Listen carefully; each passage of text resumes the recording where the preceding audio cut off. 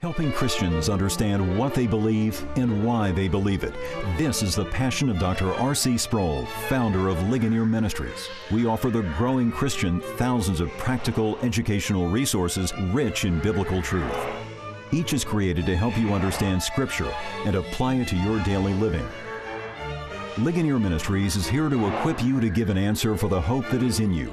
The Bible teaches nothing less than a whole world and life view, comprehensive enough for the inquiring scholar, simple enough for the child, yet so profound as to answer the deepest questions of meaning. A mind renewed by the Word of God can change the family, church, and the world. All of our resources draw on the rich heritage we have as Christians. Let us know today how we can help you continue your journey to the renewed mind.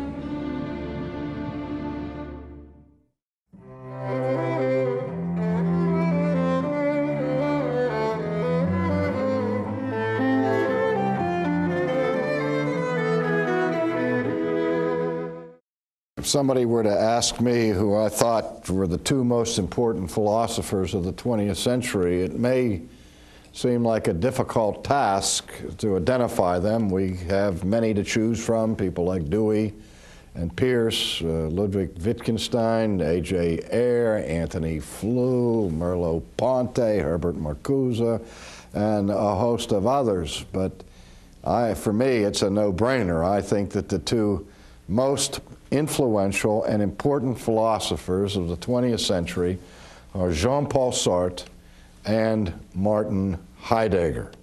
Sartre, of course, being French and Heidegger being German.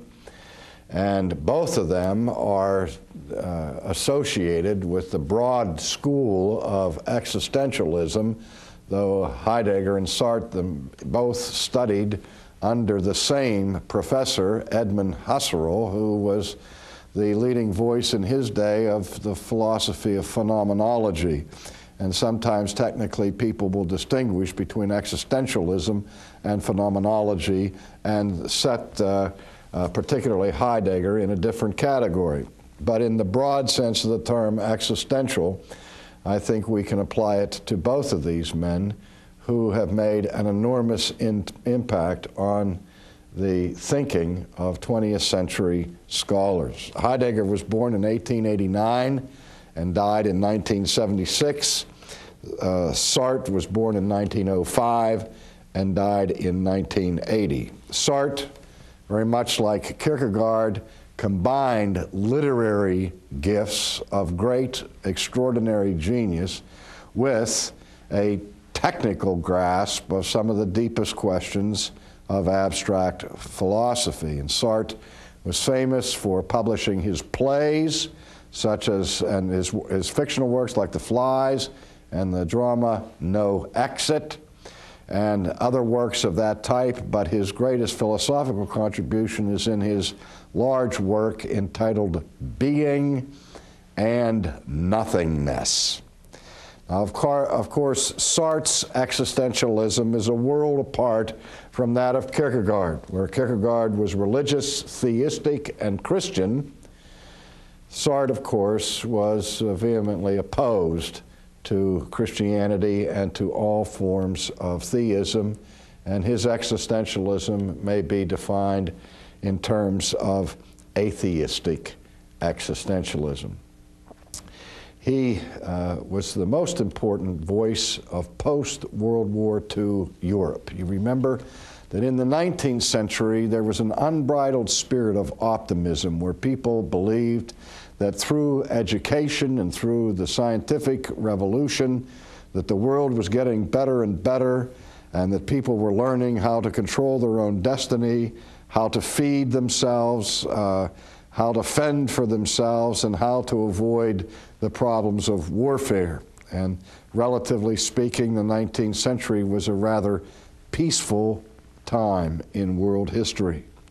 But the bubble burst on the optimism of the naive humanism of the 19th century with the outbreak of World War I.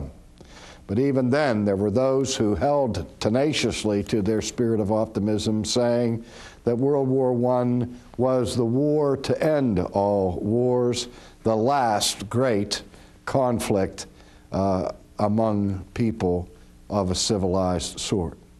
But that optimism was buried in the death camps of World War II.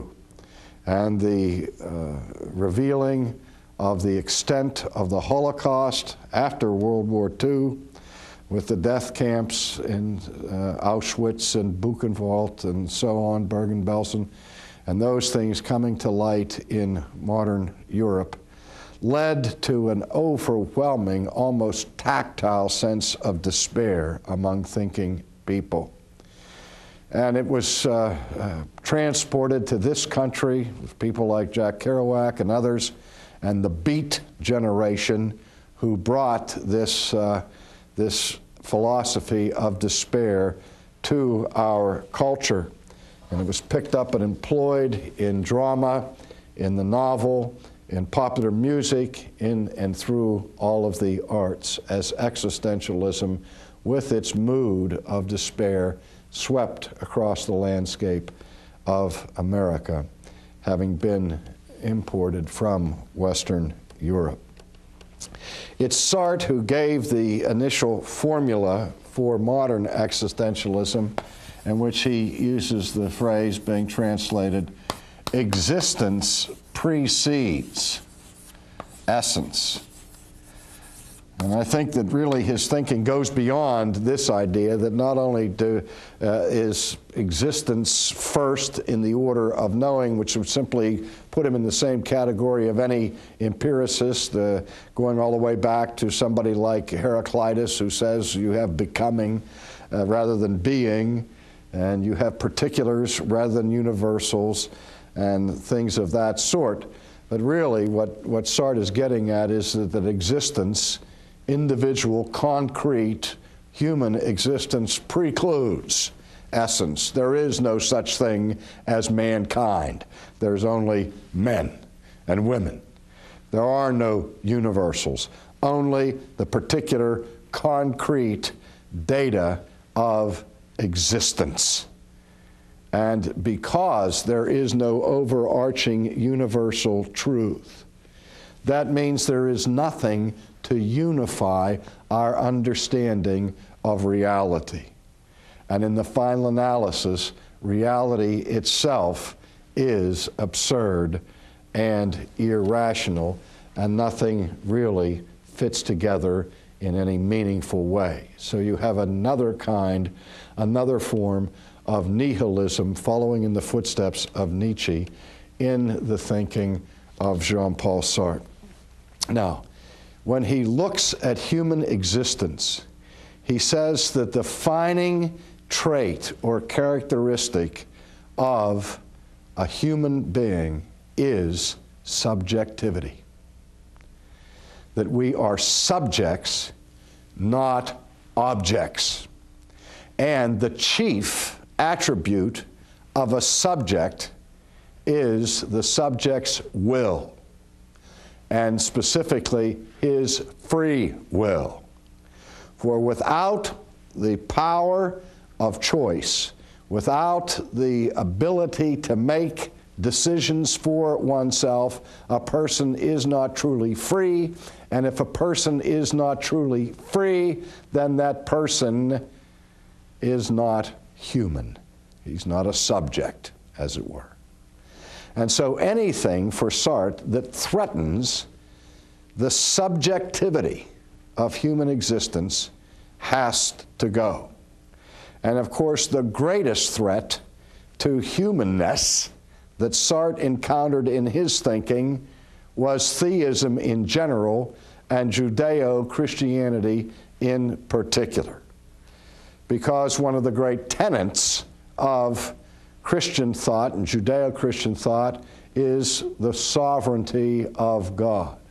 And for Sartre, if God is sovereignty, if God is sovereign, truly sovereign, then man, in the final analysis, cannot be free. Because true freedom, according to Sartre, demands autonomy, that we be a law unto ourselves. The authentic existential person, just as it was with Nietzsche, is a person who rules himself. He is subject to the rule of no one or nothing else. And if there's anyone or anything that restricts to any degree the freedom of that individual, then true freedom has been lost. And so if man is truly free, God cannot exist. His other argument against the existence of God is somewhat unique, although uniqueness doesn't admit to degrees. It's just extraordinarily unusual. And he comes at it this way. He said, if the God of the Bible is true, and he's not only sovereign and omnipotent, but he is omniscient. That is, he knows everything. He knows your thoughts as you think them and before you think them. He sees you're sitting down and you're standing up. He knows you altogether. If that is true, that would destroy humanity. Because remember, for Sartre, the essential, although I hesitate to use the word essence at all here, but the chief and most necessary attribute or characteristic of a human being is subjectivity. And if God is all-seeing and all-knowing, then every human being would always be constantly under the scrutiny of God. And he talks about God in this sense as being like a cosmic voyeur who is looking through the keyhole into a closed room, and before his gaze, everything and everyone in the room is laid bare. And that stare of God would dehumanize a person, because under the gaze of God, you would be reduced to the status of object rather than subject. And he goes on to these brilliant vignettes of insight drawn from human experience. He talks, for example, about the impropriety of staring at human beings the way we stare at paintings in a museum, where you sit on a bench across from the painting and you just sit there and gaze at it for minutes and perhaps even hours on end. Or when you go to a zoo and you see the monkeys in the cage, and you stand there and stare at them. That you wouldn't do that to real live people, because if you just went up to somebody on the street and started to peer at them intently and stare at them, they would interpret that as a hostile action, which indeed it would be, because you would be bearing them, reducing them to an object under your scrutiny. He talks about the existential experience of what he calls existential self-awareness. He used to habituate the cafes on the left bank of Paris, and he talks about sitting at a cafe table by himself one day, drinking coffee. And somebody else, another patron, came in and sat in a corner of the cafe behind Sartre. And Sartre then said that he sensed, could feel the person's eyes on him. And he turned around and caught the person staring at him. He said that was dehumanizing. In fact, this makes up the final pages of the drama No Exit, where in the final scene, people are in hell and all they're doing is staring at each other, and the punchline is hell is other people. That is his identity as a person. He wanted to be free to determine for himself and not be fit or forced into some collective category where he became a thing rather than a person. But all this effort to achieve freedom and subjectivity, nevertheless, for Sartre, was in the final analysis an exercise in futility, because he said that man, in the final analysis, is a useless passion. See, there's that word passion again. And he was an existentialist in the sense that he was passionately concerned for life and so on. But all of that concern and all of that passion and care that we give to human existence in the final analysis is an exercise in futility. It is useless. And one of the most morbid works that he published was a little book with the one-word title, and the title was Nausea. That was his final judgment on the meaning of human existence. Well, in many ways, Heidegger shared the same pessimistic view of human existence. In his younger years, Martin Heidegger became, he wasn't all that young, but he became for a while a member of the Nazi Party. He soon quit that and turned his attention to his academic pursuits and to his teaching.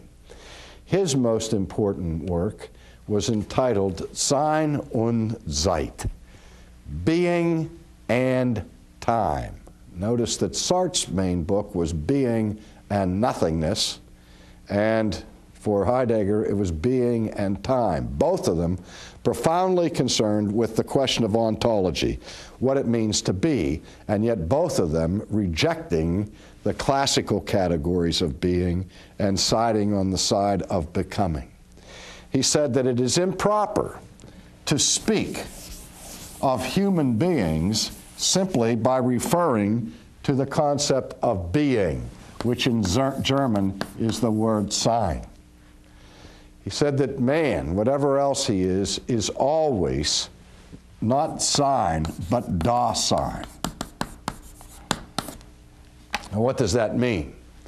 To say that man is Dasein, he takes the spatial reference word da, which means there in that place, and attaches it to the German word for being. So that Dasein means literally being there. I was driving home from church the other day, and my wife said, "Why are you going in this direction?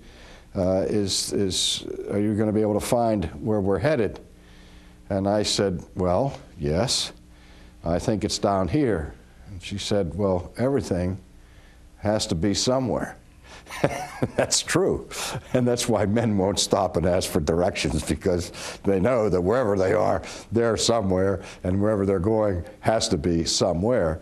And not only that, but what defines our human existence is that we're not infinite and eternal. We are always in a particular place at a particular time. You are not just being in general, you are being there.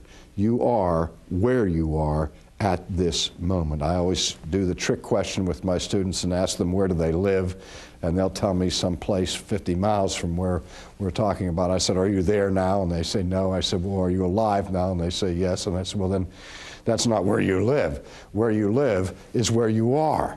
That may be your residence 50 miles from here, or where your house is, but where you live is where you are at the moment."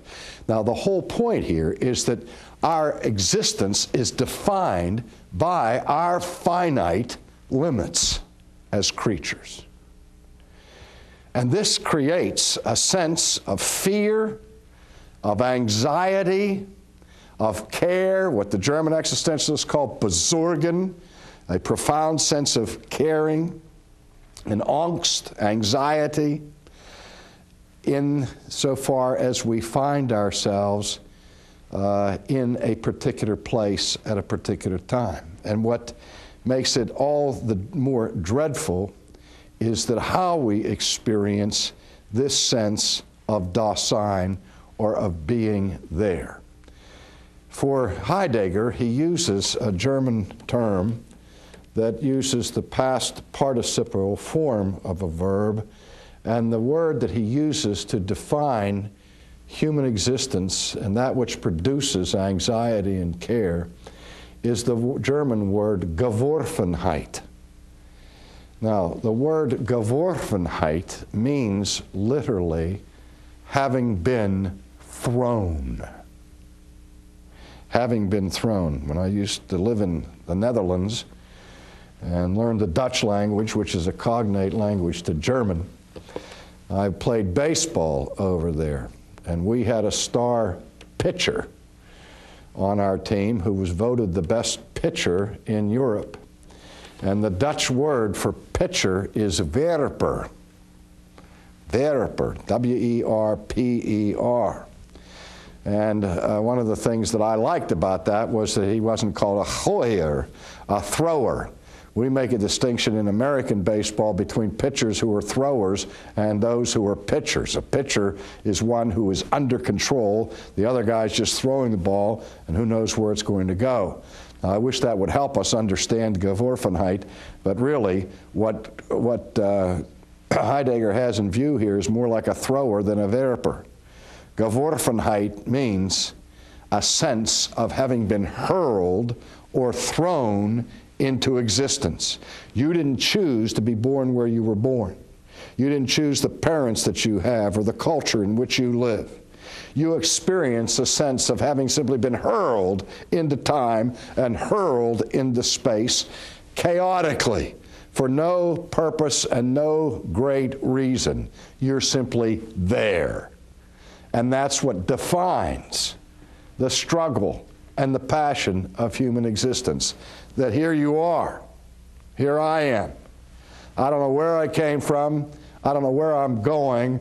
I'm just sort of hanging out here, suspended in some kind of animation where I have all these cares, all these concerns, all these passions, but there's no reason for my being where I am at this given time. And so he ends pretty much with Sartre in The Philosophy of Despair. One of their other compatriot was Albert Camus, who's famous for his popularization of these thoughts in his famous work, The Plague. And it was Camus who, reflecting on these same ideas of Sartre and Heidegger, who said that there's only one serious question left for philosophers to explore, and that's the question of suicide. You see, the real existential question for one who experiences Geworfenheit is the question posed by Hamlet: to be or not to be.